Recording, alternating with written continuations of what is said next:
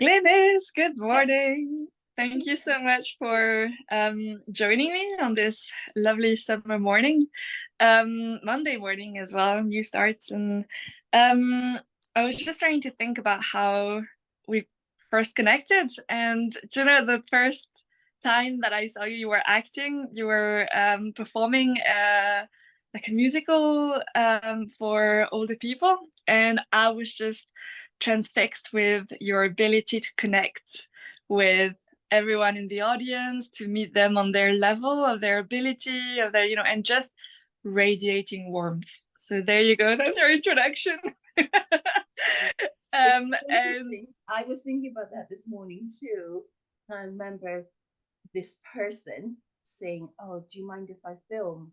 And the whole time, the whole hour show, I was thinking, why? Why? And it was a very interesting kind of lesson to number one, still be in the moment, even though you don't necessarily have a clue about what's going on. But number two, how beautiful synchronicities happen, and then the threads that are then weaved as a result, because who would have thought, you know, to go on to have such a connection. So thank you, and thanks for inviting me. I'm really honored. yeah, it's a joy. Thank you so much. I wanted to connect with you about and how you explain about your yeah, your journey since then. So you had, I'm trying to think about the name of your business then. Shine Shine bright Entertainment? entertainment. Shine Shine bright. Bright Entertainment. Yeah, exactly. Um, so can you give us a brief, like, yeah, journey, Okay, a brief description of what took cool. you there and how you've been doing so far? Thank you. So, Shine Bright Entertainments came out as a result of me working with a theatre company called Giza Break Productions. And they almost exclusively tour care homes, community venues, schools, etc. And I was in a show with them playing Ursula the Sea Witch in The Little Mermaid around schools. It was so fabulous. I had an amazing costume. And I said to, they said, "Oh, we do care home shows." And I went, "I would love to do care home shows because my mother used to have a care home. And I just have such a connection with older people and their stories. They're so rich, they've got so much to offer, and they're hugely neglected part of society."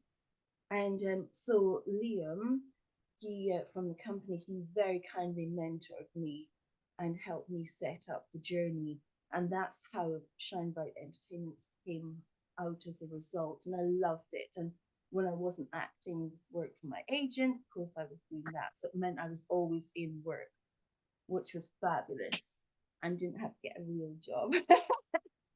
And then, of course, COVID came along, popped its head, and I went into the Erskine care home in Edinburgh. And they went, "Thank goodness you're here because tomorrow we close to the public."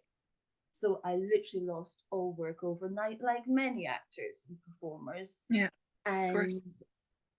then the first couple of weeks, so then I got a temp job and that was all fine. And in maybe the first 3 months, a friend's son was killed on the road. And I thought, oh, we don't know how long we have our children for. We don't know how long we have ourselves for. Let's just live instead of making up excuse after excuse. So I went and trained to be a celebrant and to do. I thought, no way am I doing funerals. I'll be too emotional and too upset. But a funeral director found me online, knowing that finding out that I spoke Cantonese, and so I very hastily finished my funeral training, and off I went to Yorkshire for my first funeral. So there was that. So that became Shine Bright, another little arm of Shine Bright, which was really sweet. And then, of course, the end of COVID, but very slow to pick up for the homes. And so I was just doing this and that. And then had a thought one day that said, "Oh, maybe you could give up acting." I thought, "Oh, that's interesting." Just noted that thought. And a couple of days later, it came again. So I started looking at radio because I love using my voice. And I thought they will never hire me in Glasgow because I'm not Scottish enough. And so, yeah, just kept an open mind. And then I saw an advert from a certain Mr. Harry Vella Thompson looking for a senior partner to set up an agency. And I was like, no, how long's the ad been out? Quick. And we talked, we met, and that like within maybe 2 days, and here I Wow. am. Ah, amazing. So what is the mission with the Vella Wozniak agency? Like what's the big idea? So it's really interesting because I was talking to Harry recently, and I went, you know what we are? We are holistic. So we are not just about getting people jobs, active jobs, or in fact creative, because Harry also represents some writers and a couple Right. of directors. And so, but because my real interest is in helping people feel good, helping people find their own magic and their own magnificence, and they're coming from a place of power, then I spend a lot of time um, honing is the wrong word, but stripping back layers, I suppose, and Right. go, come in knowing yourself, have such strong awareness that you then approach acting with a real deep connection to yourself. So nothing triggers you, or if it does, you've got tools to help with that. Yeah. So we're all about growth, we're all about nurturing, we're all about building. We don't, for example, submit for walk on roles. We don't encourage people to stay stuck in doing the same thing all the time. You know, if you do a few commercials, okay, let's not submit you for commercials for a while. Let's go. Because to me, life is all about growth. So yeah, Yeah. I think that ish sums it up. But that's amazing, and that's really something that I see you doing so well. And also it feels like, I mean, I don't know how other agencies function, right? But anytime I connect with you, I really feel um like that integrity and that mission of like nurturing and boosting confidence. And I guess, I mean, especially with actors, rejection is such a big part of your daily life, that yeah, not being triggered and Yeah, being able to, I guess, is it resilience, is it building, it must be resilience building I think as an so. And agent, that like yeah, and not taking it personally. I listened to a podcast yesterday with Sophia Holland casting, and she said a really good thing. Her upbringing, she said, gave her tenacity. And I thought that's a perfect word. Now I don't think my upbringing gave me that tenacity. We had a different upbringing. I think especially when I was younger, I gave up easily. Like, oh, haven't I haven't done this, so I couldn't be any good. And I really judged myself. And that's why, and I was very unkind to myself. So that's why I'm really huge on being kind to my clients, being kind to mm, themselves, first of all. Because when we're kind to ourselves, we will automatically be kind to everyone else.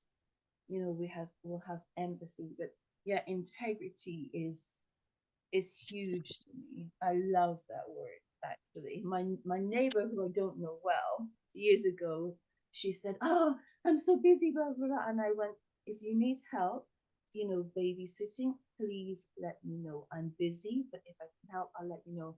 And she said, "It's okay. I know that you speak the truth. I know you have integrity." And I thought, how did she know that? She already knows me, but I love I really appreciated that I thought that's real. And I love real. I love actors being real. I love people being real. Doesn't mean that we're we're just one level because we're multifaceted so often, people. So be all of those aspects. So be the celebrant, be the actor, you know, be the life coach, be the agent, be whatever, but honor those sides of yourselves. And I think you're more well-rounded then too. It's, yeah, I know what you mean. It's very something just came into my mind where I know that you've been looking out for not just your clients, but anyone really. I saw you sort of commented on a post, I think on Facebook, where someone put out a casting call, and it turned out to be something like they were asking women to like undress and just it seemed very dodgy, and there was, when you did a bit of digging, like there was nothing on their credits or anything like that.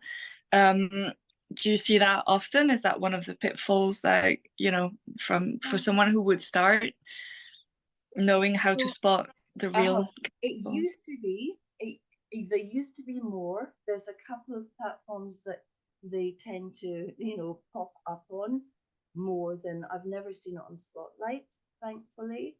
Right. The professional casting platform. Um, Facebook or social media, it can, but it is rare. That's probably the first one I've seen since being an agent and Right. here in 2 months.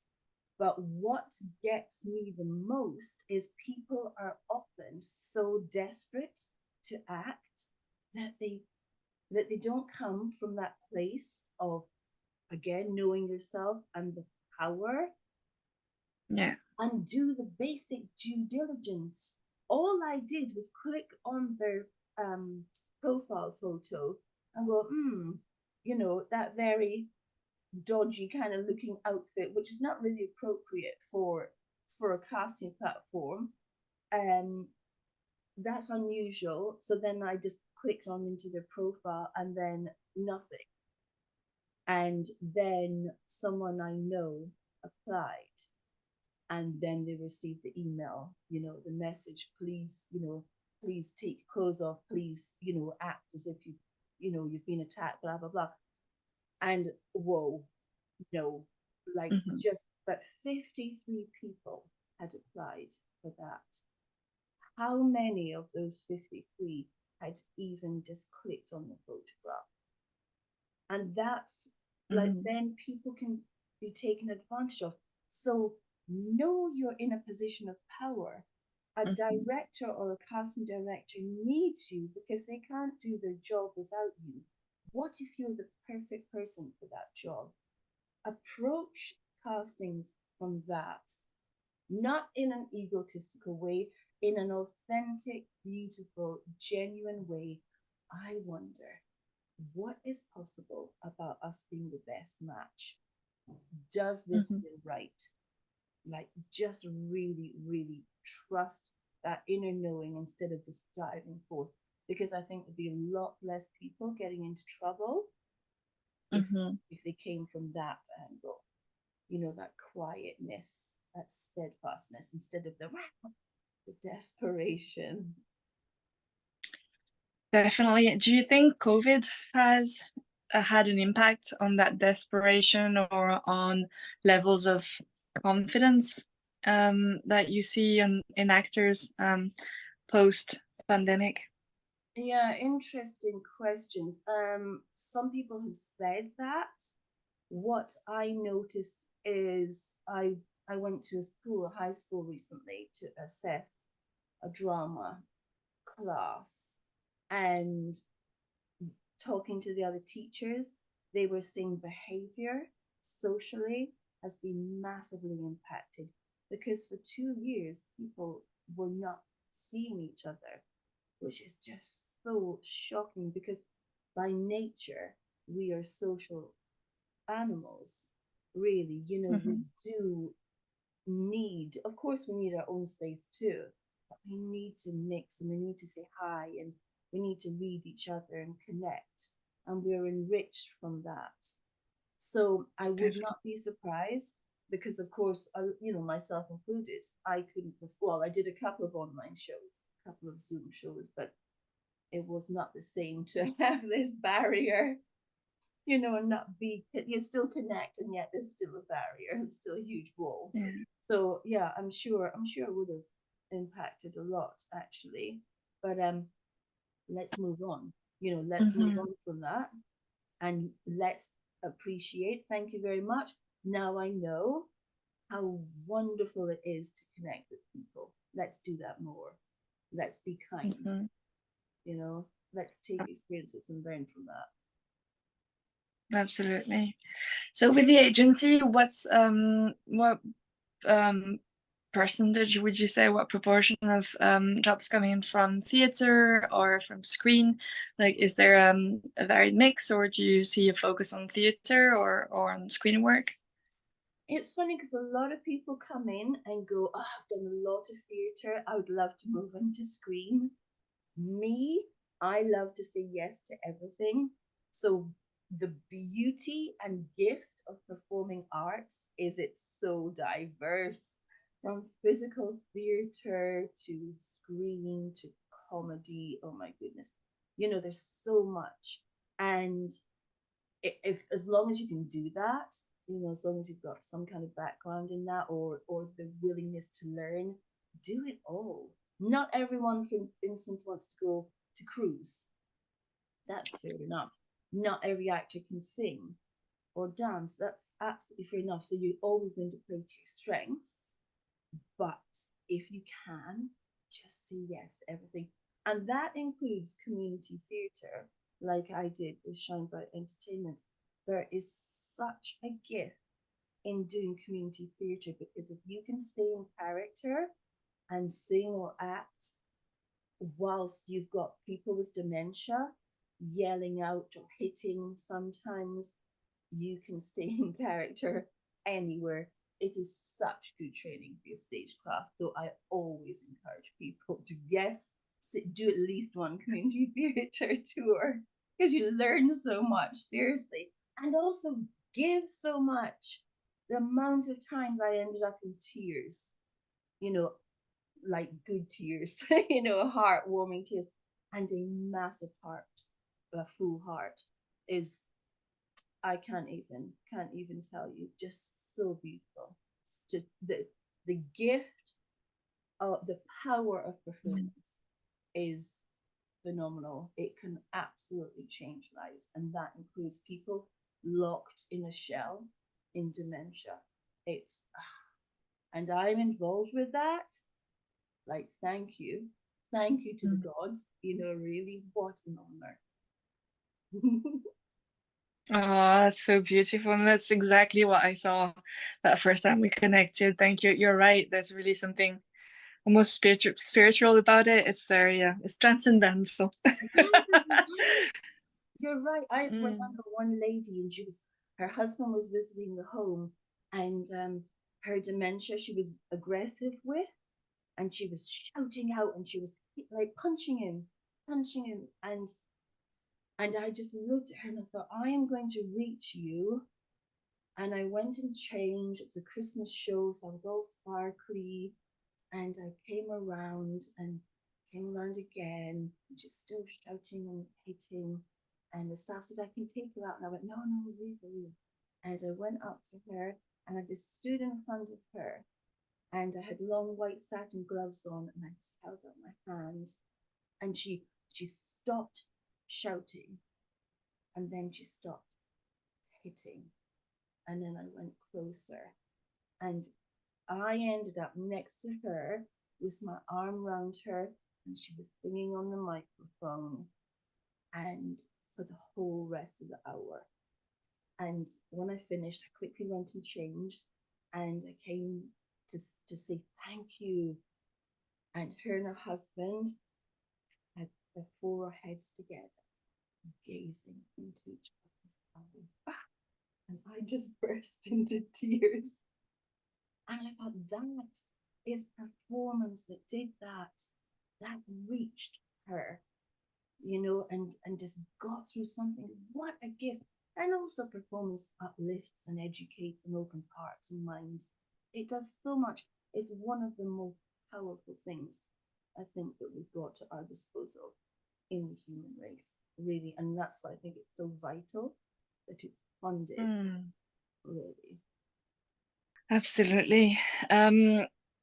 So with acting, there's that obviously performing aspect and connecting and really sort of, it's almost like being super present in the moment at the same time losing yourself in the moment.